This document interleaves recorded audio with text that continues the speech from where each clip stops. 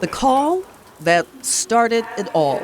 It was in 2018, and Pastor Tony Lowden preached a sermon the day before about love at Maranatha Baptist Church, President Carter's church in Plains, Georgia.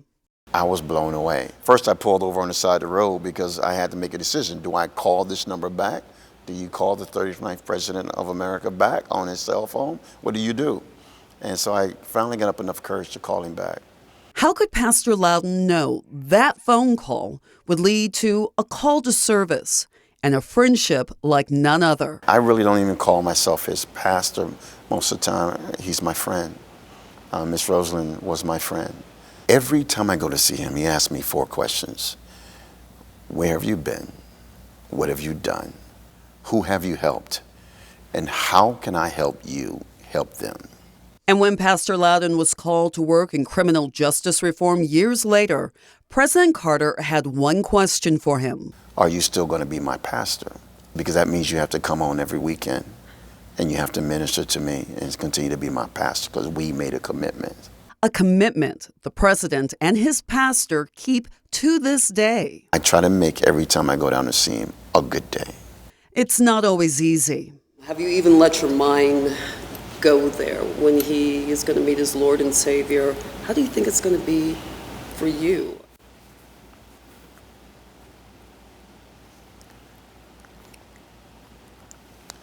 That's a tough one for me. Because we have such a bond. Selfishly, I don't want him to go. I would love to see him make it to 105. I know that one day the Lord's going to say, well done, my faithful servant, come on. You've done enough. Pastor Lowden wants to take the lessons he's learned from the Carters and pass them on to his 6-year-old daughter, Tabitha. We always play with them, and I always bring orchids to Miss Rosalynn. It's not too early for us to teach our kids about being a servant leader.